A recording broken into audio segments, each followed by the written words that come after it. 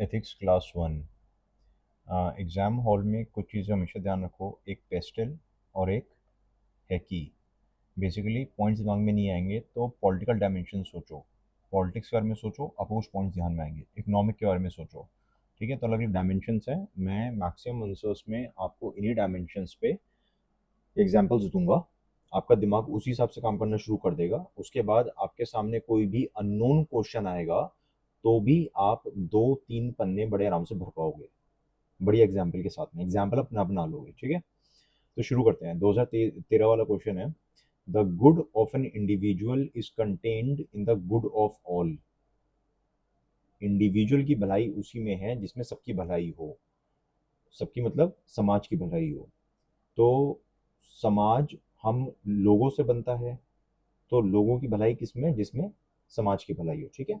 तो society is made of people. तो इंसान की एक इंसान की वेलबींग उसी चीज में है जिसमें सबकी वेलबींग हो। सिंपल सी बात है, ठीक है। इसका मतलब ये भी हुआ कि मैं एज एन इंडिविजुअल तब तक ग्रो नहीं कर पाऊंगा जब तक मेरी सोसाइटी ग्रो नहीं कर रही है। जैसे कुछ लोगों को लगता होगा कि यार मैं तो काफ़ी अच्छे विचारों का हूँ, लेकिन मेरे आसपास की जो सोसाइटी है पता नहीं इतनी बैकवर्ड क्यों है। कुछ लोग ऐसा सोचते होंगे, ठीक है। तो ठीक बात है, अलग अलग देशों में अलग तरह की सोसाइटी होती है और विद इन अ कंट्री भी अलग अलग तरह की सोसाइटी होती है। डिपेंड करता है कैसी सोसाइटी में रह रहे हो, उस हिसाब से आपका कंफर्ट लेवल होता है, उसी हिसाब से आपको प्रोग्रेस करने की अपॉर्चुनिटी मिलती है, ठीक है। तो सोसाइटी का, हमारे एनवायरनमेंट का हमारे ऊपर बहुत ज़्यादा इम्पैक्ट होता है। जब तक मेरे आसपास सफरिंग है, अनस्टेबिलिटी है, तब तक मैं ठीक से ग्रो नहीं कर पाऊंगा। पॉइंट्स बनाने हैं हमें मीन्स आंसर लिखने के लिए, तो पॉइंट्स कैसे बनाएंगे, अलग अलग लेवल्स पे सोचो। इंडिविजुअल लेवल पे, अपने आस पड़ोस में, नेशनल लेवल पे और इंटरनेशनल लेवल पे, ठीक है। तो अपने घर में देखो, अगर आपका घर का कोई मेंबर किसी वजह से परेशान है, बीमार है, तो क्या आप खुश रह पाओगे? आप नहीं रह पाओगे ना। आप बीमार नहीं हो लेकिन घर का कोई और सदस्य बीमार है, तो भी आप खुश नहीं रह पाओगे, आप ठीक से पढ़ाई नहीं कर पाओगे। उसी तरह अपने नेबरहुड में सोचो। आपके नेबरहुड में अगर आस पड़ोस में बहुत ज़्यादा गरीबी है, लोगों को रात को खाना नहीं मिल रहा है, बच्चे बेचारे भूखे सो रहे हैं, आप आराम से काम कर लोगे क्या? आपको नींद आ जाएगी? नहीं सो पाओगे आप, ठीक। कंट्री के लेवल पे देखो, कुछ स्टेट्स होते हैं जो काफ़ी प्रॉस्पेरस होते हैं और कुछ स्टेट्स इतने प्रॉस्पेरस नहीं होते हैं। तो लेस प्रॉस्पेरस स्टेट से ज़्यादा अच्छे प्रॉस्पेरस स्टेट्स के अंदर काफ़ी लोग माइग्रेट कर जाते हैं और फिर इन स्टेट्स के अंदर काफ़ी इश्यूज होते हैं, राइट। तो फिर ये नहीं कह सकते भाई हमने तो अपने स्टेट में बढ़िया से सारी चीज़ें कर रखी हैं तो हमें फ़र्क नहीं पड़ता बाकी स्टेट्स में क्या हो रहा है, ऐसे नहीं बोल सकते आप। बाकी स्टेट्स का इम्पैक्ट आपके स्टेट में ज़रूर आएगा। उसी तरह से अगर आप ये कहो कि भी रशिया यूक्रेन का वॉर तो इंडिया से बहुत दूर हो रहा है, इसराइल हमास का वॉर तो बहुत दूर हो रहा है, नहीं, ये कहने के लिए लोकलाइज्ड वॉर्स हैं, लेकिन इनकी ग्लोबल रामिफिकेशंस होती हैं। अब इसका हम पब्लिक लाइफ में कैसे एग्जाम्पल दे सकते हैं? जैसे यहाँ पे क्वेश्चन में था, how can this principle be implemented in public life. Okay, तो यहाँ पे मैंने आपको कुछ एग्जांपल्स दिए हैं, एक और सोचो इसके बारे में। एज एन एडमिनिस्ट्रेटर आपका क्या फोकस है कि मैं एक एक बंदे को चुन चुन के हैं उसकी प्रॉब्लम्स को सॉल्व करूं? मैं कलेक्टर बनूंगा तो लोगों को बुलाऊंगा, कहूंगा भाई बता तेरी क्या दिक्कत है, मैं तेरी दिक्कत सॉल्व करता हूँ, फिर दूसरा बंदा आएगा, फिर तीसरा बंदा आएगा। क्या ये प्रैक्टिकली पॉसिबल है? नहीं है ना। एक छोटा सा एग्जांपल देता हूँ आपको। आपने देखा कहीं पे एक छोटा सा बच्चा है, उसको स्कूल जाने के लिए 10 किलोमीटर चलना पड़ रहा है। ऑब्वियसली काफ़ी अनसेफ भी है और ठीक भी नहीं है, बच्चा थक जाएगा काफ़ी, ठीक है, 50 दिक्कतें आएंगी। तो आप काफ़ी दयालु हो, आपने अपने ड्राइवर को भेज दिया कि भाई तू उसको बेटा छोड़िया स्कूल और स्कूल से ले आइए। क्या ये सोल्यूशन सस्टेनेबल है? क्या आप इस सोल्यूशन को स्केल अप कर सकते हो? नहीं। आपकी इंटेंशन तो सही थी लेकिन ये कोई अच्छा सोल्यूशन नहीं है। अच्छा सोल्यूशन कब होगा? जब आप इंडिविजुअल पे फोकस ना करके सोसाइटी पे फोकस करो। आप ये सोचो कि ऐसे बहुत सारे बच्चे होंगे जो ट्रांसपोर्ट ना होने की वजह से स्कूल नहीं जा पा रहे होंगे, पढ़ाई ठीक से नहीं कर पा रहे होंगे, तो आप स्कूल बस का अरेंजमेंट कर दो वहाँ पे, ठीक है ना। कलेक्टर हो तो स्कूल बस का अरेंजमेंट करो फिर वहाँ पे। तो आप जब सोसाइटी की हेल्प करोगे तो बहुत सारे इंडिविजुअल्स की अपने आप हेल्प हो जाएगी, ठीक है। तो गवर्नमेंट का फोकस एज एन एडमिनिस्ट्रेटर आपका फोकस हर एक इंडिविजुअल पे नहीं होना चाहिए। हाँ, इंडिविजुअल की कोई समस्या आती है, आप उसको बिल्कुल समाधान करो उसका, लेकिन ब्रॉडली जब भी आप कोई पॉलिसी डिसीजन लेते हैं, तो आपका फोकस होना चाहिए समाज की भलाई। जब आप समाज की भलाई करोगे, तो लोगों की भलाई अपने आप हो जाएगी। इसको हम अलग-अलग लेवल्स पे देखते हैं, जैसे कि अगर आप ग्रीन बेल्ट्स डेवलप कर रहे हो, बहुत सारी डेंस फॉरेस्ट एरिया डेवलप कर रहे हो, तो सिटी में क्लीन एयर होगी, समाज की भलाई हो रही है, और इंडिविजुअल को क्या फ़ायदा हो रहा है? उसके हेल्दी लंग्स हो रहे हैं।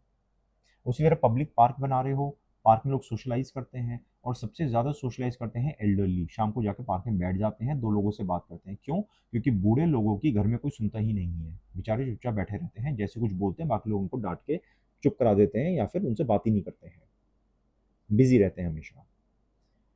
Government takes affirmative action, reservation देती है गवर्नमेंट, कुछ क्लासेस के लिए कुछ स्पेशल स्टेप्स लेती है, ताकि समाज में सोशियो इकोनॉमिक इक्वालिटी आए। उससे इंडिविजुअल को क्या फ़र्क पड़ता है? इंडिविजुअल को अपने टैलेंट को पूरा डेवलप करने की अपॉर्चुनिटी मिलती है। सरकार सरकारी स्कूल में एजुकेशन की क्वालिटी को इम्प्रूव करती है। उससे क्या होगा? हमारे देश को, बिजनेसेस को स्किल्ड वर्कफोर्स मिलेगी, और उस इंडिविजुअल को क्या फ़ायदा होगा? जो बच्चा पढ़ा, खुद सोचो, क्वालिटी एजुकेशन बहुत बड़ा हथियार है, हथियार ही नहीं, अब तो नेसेसिटी है। उस बच्चे की तो लाइफ ही बदल गई। अगर वो बेचारा बहुत बेकार पढ़ाई करता, अनपढ़ रह जाता, तो कैसी फैमिली चलाता वो? और पढ़ाई हो गई है उसकी, इसलिए बहुत बढ़िया अपनी फैमिली चला पाएगा, उसका स्टैंडर्ड ऑफ लिविंग और उससे रिलेटेड बहुत सारे लोगों का स्टैंडर्ड ऑफ लिविंग काफ़ी बढ़ जाएगा, सिर्फ आपके इस स्टेप से, कि आपने देखा आपके इलाकों में सरकारी स्कूलों में थोड़ी और क्वालिटी एजुकेशन पहुंच जाए लोगों को। हेल्थ इंफ्रा अगर आप अच्छा रखोगे, तो लोग सिक लीव थोड़ी कम लेंगे, जल्दी उनका इलाज हो जाएगा।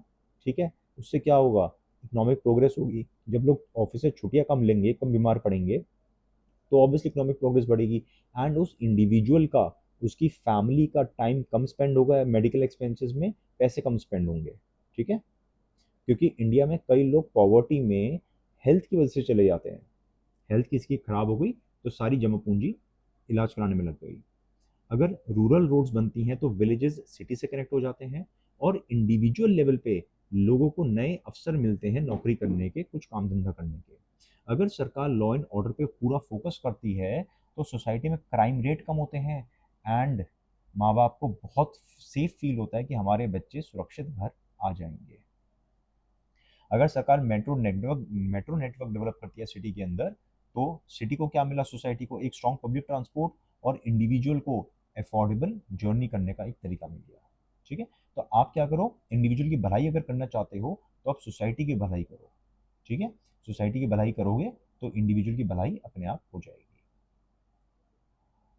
जो क्वेश्चन यूपीएससी ने पूछा, मैं उसका उल्टा पूछता हूँ आपसे। उल्टा क्या है? उसका उल्टा होगा, good of all is contained in good of individual. अगर एक इंडिविजुअल की भलाई करोगे, इंडिविजुअल की भलाई होगी, तो समाज की भलाई अपने आप हो जाएगी। यार बिल्कुल ठीक बात है ना? देखो, society is a sum of individuals, है ना? सोसाइटी इंडिविजुअल से ही तो बनी है। तो जब इंडिविजुअल की भलाई होगी, तो सोसाइटी की भलाई होगी, सोसाइटी की भलाई होगी, तो इंडिविजुअल की भलाई होगी, one and the same thing. ठीक है? तो जो मैंने ऊपर सेंटेंसेस लिखे थे, ये जो इंट्रोडक्शन लिखा था मैंने इसी इंट्रोडक्शन को हल्का सा ट्विस्ट करके यहाँ पे लिख दिया है, बट इतना कोई बारीकी से पढ़ने नहीं वाला, बस आपको समझाने के लिए मैंने लिखा है। ठीक है? तो अगर क्वेश्चन आ जाए कि अगर आप इंडिविजुअल्स की हेल्प कर रहे हो, सरकार इंडिविजुअल्स को ध्यान में रखते हुए कुछ प्रोग्राम्स लॉन्च करती है, तो क्या हमारे समाज की उससे भलाई होगी? बिल्कुल होगी। फॉर एग्जाम्पल, सरकार ने इंडिविजुअल्स के लिए सरकार लाई राइट टू फूड। देखो, देश में फूड ग्रेन्स का उत्पादन बढ़े, इसके लिए तो हमने ग्रीन रेवोल्यूशन लॉन्च किया था काफ़ी टाइम पहले। ठीक है? तो फोकस क्या था? मैक्रो मैक्रो फोकस था उस टाइम। लेकिन एनएफएस से 2013 से हम क्या लाए? हमने इंडिविजुअल के बारे में सोचा। हर एक इंडिविजुअल का के पास राइट टू फूड है। कोई भी बच्चा रोता हुआ भूखे पेट ना सोए, ये इंश्योर करना सरकार की स्कीम है, नहीं, जिम्मेदारी है, लाइबिलिटी है। सरकार बाध्य है, क्योंकि ये आपका अधिकार है, सरकार ने अधिकार दिया है आप लोगों को। ठीक है? तो जब सरकार ऐसा अधिकार लोगों को देती है, हर इंडिविजुअल के बारे में सोचती है, तो सोसाइटी से पॉवर्टी अपने आप कम होगी, है ना? अगर सरकार ने कहा कि हर इंडिविजुअल के पास, मतलब ऑब्वियसली कुछ एलिजिबिलिटी क्राइटेरिया है, बट सर्टेन एलिजिबिलिटी क्राइटेरिया को ध्यान में रख के हर इंडिविजुअल के पास एक राइट टू वर्क है मनरेगा के तहत। उससे क्या होगा, सोसाइटी में, इकोनॉमी में स्टैंडर्ड ऑफ लिविंग लोगों का बढ़ेगा, है ना। उसी तरह से अगर हर एक इंडिविजुअल के पास राइट टू इंफॉर्मेशन है तो उससे गवर्नमेंट मशीनरी में करप्शन धीरे धीरे कम होगा, right. And right to education अगर है तो देश को क्या मिलेगा, डेमोग्राफिक डिविडेंड। कंपनीज को क्या मिलेंगी, स्किल्ड मैन पावर। ठीक है, तो एक की भलाई से सबकी भलाई, सबकी भलाई से एक की भलाई। कुछ extra points, as an individual हम कई बार सोचते हैं यार मेरे अकेले के ये स्टेप कर देने से क्या ही फर्क पड़ेगा, यार बहुत फर्क पड़ता है। आप ये सोचो ना, अगर आप एक छोटा सा पेड़ लगा रहे हो, छोटा सा आपने कोई पौधा लगा दिया, पेड़ लगा दिया, आपके लिए तो छोटा सा काम था वो, लेकिन वो पेड़ तो कई टाइम तक चलता रहेगा। वो कितनी ज़्यादा क्लीन एयर प्रोवाइड करता रहेगा, कितने ज़्यादा बर्ड्स को वो शेल्टर देगा, है ना। तो उसका काफ़ी लंबा इम्पैक्ट होता है। उसी तरह से एक इंडिविजुअल लेवल पर अगर आप इलेक्ट्रिक गाड़ी पे शिफ्ट कर रहे हो इंस्टेड ऑफ डीजल गाड़ी, तो सोसाइटी को क्लीन एनवायरनमेंट मिल रहा है, क्लीन एयर मिल रही है, अच्छी हेल्थ मिल रही है, राइट। एज एन इंडिविजुअल अगर आपने इनिशिएटिव लिया कि नहीं यार मैं तो कोविड वैक्सीन फटाफट लगवा के आऊंगा, तो जब मैक्सिमम लोग इस तरह से सोचेंगे तो इकोनॉमी को लॉकडाउन की जरूरत ही नहीं है। इकोनॉमिक प्रोग्रेस बढ़ेगी, लोगों के काम धंधे बढ़ेंगे, रुकावट नहीं आएगी। ठीक है, कुछ सिमिलर कोट्स यहाँ पे। कोट क्या थी, कोट ये थी कि good of an individual is contained in good of all. इसी से मिलती जुलती कुछ और quotations. No man is an island entire of itself, every man is a piece of continent, a part of the main। बात समझ गए, इंसान कोई अकेले नहीं रह सकता, man is a social animal, सब लोग आपस में कनेक्टेड हैं। ठीक, वही वाली बात, सबका भला एक दूसरे से जुड़ा हुआ है। If you are neutral in situations of injustice you have chosen the side of oppressor.